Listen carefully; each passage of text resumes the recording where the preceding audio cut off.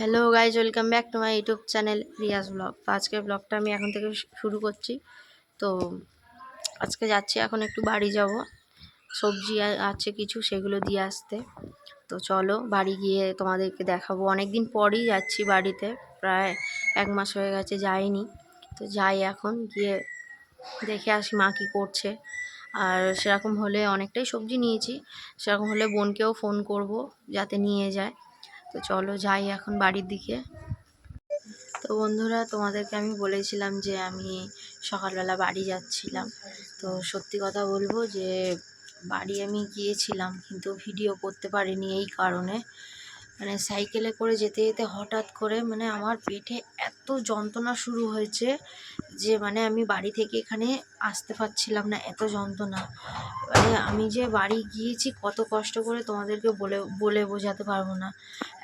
আমার পুরো চোখ দিয়ে জল এসে যাচ্ছে, এত যন্ত্রণা হচ্ছে। হঠাৎ করে কোথা থেকে এই যন্ত্রণাটা শুরু হলো পেটের মধ্যে, বুঝতে পারছিলাম না। এবারে বাড়িতে গিয়েছি, কোনো রকমে গিয়ে দাঁড়িয়ে মাকে বললাম যে মা, খুব এরকম হচ্ছে। তো মা বলছে তুই একটু শুয়ে পড়। না, আমি শুতে পারছি না, বসতে পারছি, এবারে এত যন্ত্রণা হচ্ছে যে আমি থাকতে পারছি না। এবারে মাকে আমি খালি বলছি, মা আমি এইখানে চলে আসবো, আমি মামার বাড়ি চলে আসবো, আমি ওখানে থাকতে পারবো না, খুব কষ্ট হচ্ছিল। আমি ভিডিও তো দূরের কথা, ভিডিও এরকম সময় কেউই ভিডিও করতে পারবে না, যা আমার যা হচ্ছিল। তো কি বলবো বলো বন্ধুরা, আমি জানি এটা ভ্লগ না বললেও চলে, এটা একটা ছোট শর্ট ভিডিওর মধ্যেই পড়ে, শর্ট বলতে বেশি শর্ট না। তো সত্যি বলবো আমি ভিডিও করে দেখাতে পারিনি। আর সত্যি বলবো অনেক দিন পর আমি বাড়ি গিয়েছিলাম মার জন্যে, কি বলবো, সবজি নিয়ে গিয়েছিলাম। আমি খুব আনন্দ, আমার খুব ভালো লাগছিলো যে অনেক দিন পরে যাচ্ছি মার সাথে দেখা করতে। তো যাই, কিন্তু এরকম হবে রাস্তার মধ্যে আমি বুঝতে পারিনি। সেই যন্ত্রণা যখন একদম কমছে না আমার, শুধু চোখ দিয়ে জল এসে যাচ্ছে যে কি বলবো তোমাদের। তো আমার মা বলছে যে তোর এত শরীর অসুস্থ হয়ে গেছে, তোকে আর এখন যেতে হবে না। আর সত্যি বলবো ছোট থেকে যেহেতু এখানে রয়েছি, আর ওখানে যখন আমি রয়েছি আমার মনে হচ্ছে আমি ওখানে মরে যাব। আমি যতক্ষণ না এখানে আসবো ততক্ষণ আমার শরীর ঠিক হবে না। আমি জানি যে আমার এখানে না আসলে আমার ঠিক হবে না। তো আমি অনেক কষ্ট করে সাইকেল আমি চালাতে পারছি না, খালি বারবার মনে হচ্ছে আমি রাস্তায় পড়ে যাব। অনেক কষ্ট করে আমি বাড়ি থেকে এখানে এসেছি, যেহেতু আমার বাড়ি থেকে আমার মামার বাড়ি বেশি দূরে না, সেই জন্য তাড়াতাড়ি করে এসেছি। আসার পরে বাড়িতে আসতে দিদাকে বললাম যে আমার এত এরকম পেট ব্যথা করছে কেন, আমি বুঝতে পারছি না। তো আমার দিদা বললো তুই তাড়াতাড়ি স্নান টান করে একটু রেস্ট নে, দেখবি ঠিক হয়ে যাবে। তা আমি বলছি আমি যে নিজে থেকে আমি যে যাব সেইটা আমি খুব কষ্ট।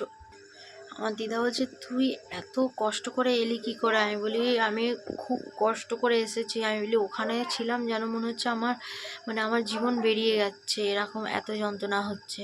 তো আমার দিদা বললো তুই স্নান কর। তো এসে দেখছি কোনো কাজ হয়নি, সেই অবস্থায় সেই যন্ত্রণা অবস্থায় আমি 2টো ব্যাগ ভর্তি জলের বোতল নিয়ে ডিপ কল থেকে জল নিয়ে এসেছি। জল না নিয়ে আসলে সবাই ভাত খাবে কিভাবে?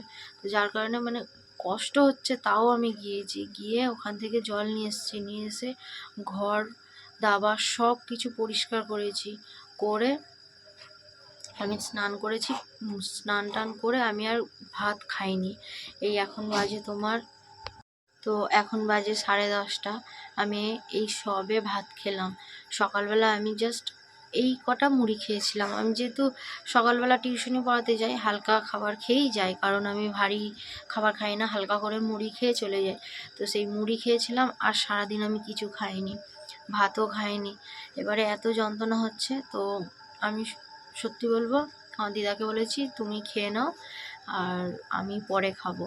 তো তারপরে আমি একটা মেডিসিন নিয়েছিলাম, আর মেডিসিনটা আমার নেওয়া ঠিক হয়নি, কিন্তু আমি নিয়েছি, তাও নিয়েছি। তো বাড়িতে ছিল, ওটা পেট ব্যথারই ওষুধ ছিল, তো সেটা আমি খেয়েছি। খাওয়ার পরে আমি ভাবছিলাম যে একটু ডক্টরের কাছে যাব, কিন্তু ডক্টরের কাছে যাওয়ার মতো আমার সেই কি বলবো শক্তিটা নেই যে আমি যাব, এত কষ্ট করে আমি এসেছি। তো কি বলবো, একটু রেস্ট নিচ্ছিলাম, নেওয়ার পরে দেখছি যে সন্ধ্যার দিকে একটু ব্যথাটা কমেছে। কমার পরে তারপরে আমি সবার সাথে ভালোভাবে কথা বলেছি। তো যার কারণে আমি তোমাদেরকে কিছুই দেখাতে পারি না বলছি, সরি, পারিনি। তো তার জন্য সরি। আর কি বলবো বলো বন্ধুরা, যদি তোমাদের ভিডিওটা ভালো লেগে থাকে তো লাইক কমেন্ট শেয়ার করে দিও। আর আমার আমার চ্যানেলে যদি কেউ নতুন এসে থাকো তো আমার চ্যানেলটিকে সাবস্ক্রাইব করে দিও। দেখা হচ্ছে তোমাদের সাথে নেক্সট ব্লগে। আর সত্যি বলবো, আমার শরীরটা এতটাই খারাপ যে আমার আর ভালো লাগছে না, যার জন্য আমি আর তোমাদের সাথে বেশি কথা বললাম না। তো চলো, টাটা।